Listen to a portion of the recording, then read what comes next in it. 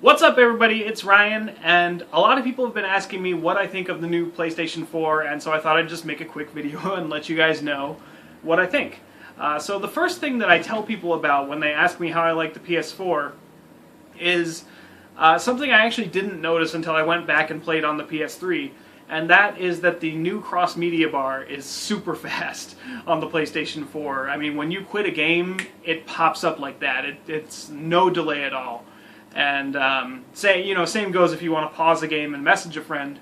The XMB comes up super quick, which is just really nice. And so when I went back to play on PlayStation 3, I was like, what is this? It's taking so long, it's so slow. Where it's something that we just sort of grew accustomed to.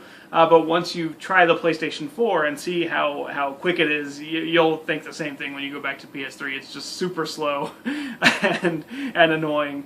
And so that's something I really like about the PS4, is just how fast it is, how well it works. And it makes sense. It's the next gen, it's a new console, it should work really well and lightning quick, and it does.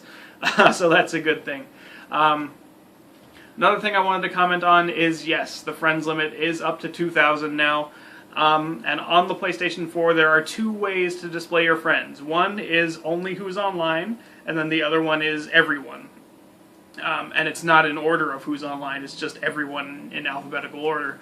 And I think this is sort of a missed opportunity for Sony. I think they had a chance to really give us something cool. You know, I think we all, when we heard that they were increasing the friend limit to 2,000, we all had assumed that there would sort of be ways to categorize our friends and group our friends, or at least have like a favorites group or something that just isn't there, and maybe it can get patched in later. But for the time being, I mean, if you're a really popular person on PSN and you're adding like 500 to 1,000 people, that's a lot of names to scroll through. And the fact that they haven't added any sort of categorization to the friends list is just a little bit annoying. And so, you know, like I said, maybe that's something they can add later, and maybe they will. But for now, I was a little disappointed to see that there was no way that you could make custom groups for your friends and stuff like that. So, you know, that was a bit of a letdown.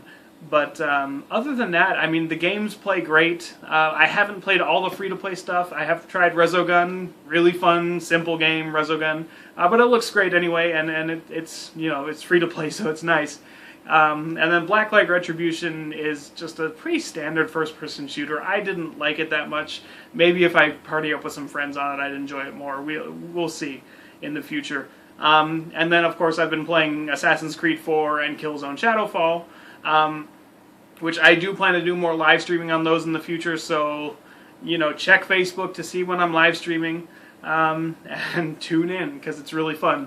I've tried both the live streaming apps, Twitch and Ustream. I found Twitch just works a little bit better, at least for the time being. There's less latency on the comments. The visual quality is about the same on each, but the people who watched both streams said that Twitch sort of worked better, and so I'll probably be sticking with Twitch, at least for the time being. Now, unfortunately, neither of those services are allowing me to archive and upload videos to YouTube. So that plan that I had is out the window for now. So until they patch in, until they patch out, rather, the HDCP coding on the HDMI port, I won't be able to capture and upload footage to YouTube. I will be uploading stuff to Facebook, so I'm again going to put the link to my Facebook page in the description. Like that page for more content. Yeah, I mean, it's really good so far. I'd say my favorite game on PS4 so far, Assassin's Creed 4 Black Flag. Super fun. I've been addicted to it, actually. I still haven't even finished the single player on Killzone, which is not super long, from what I understand, but I've been so addicted to AC4 that I haven't finished Killzone yet. But both really good games. I don't really want to talk too much about the games, because I don't want this video to go on forever.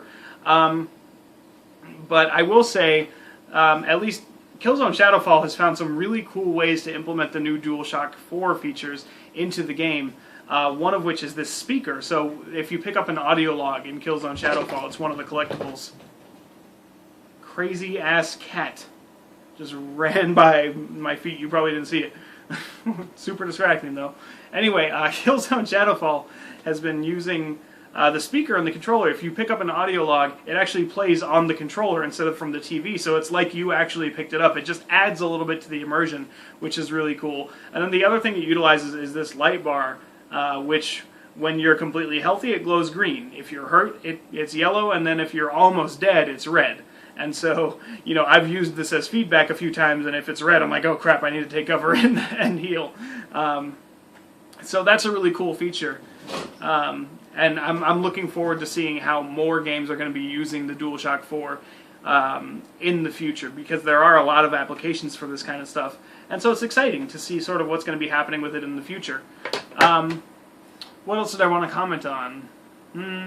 But yeah, I mean, overall, you know, for those of you who are sort of wondering if it's worth buying the PlayStation 4 right now, or if you're essentially just sort of getting a more expensive way to stream Netflix, you know, I would say it's well worth the purchase. But if you want to wait for other games, I understand that. But I'm definitely happy with it so far. I've been having a great time. It's great having a next gen console. And oh, there is one other thing I wanted to talk about, and that is there is voice messaging on the PlayStation 4. So for those of us who are really slow at typing on the DualShock controller and sending messages that way, it's really nice to be able to just record a voice message and send it to people that way, so that I can say, you know, hey, I'll join you in a minute, you know, which takes a second, rather than, you know, having to type it, and it takes like a minute for me, because I'm really slow. Anyway, unfortunately, the voice message functionality isn't backwards compatible, so I can't send, you know, voice messages to people on PS3, for example. They won't get the attachment. But for those of you on PS4, we can send each other voice messages, and I think it's just a really cool feature. It's something that didn't really get advertised, but it's there, and I really like it. So yeah, I think that's all I have to say about the PS4 so far. I really like it. I'm having a lot of fun, and so for those of you who are, you know, getting it in the near future or already have it, I'll see you online. All right, thanks for watching the video, everybody. Talk to you later. Which is really nice. And also, of course, would you not right now stop? Every time! Every time!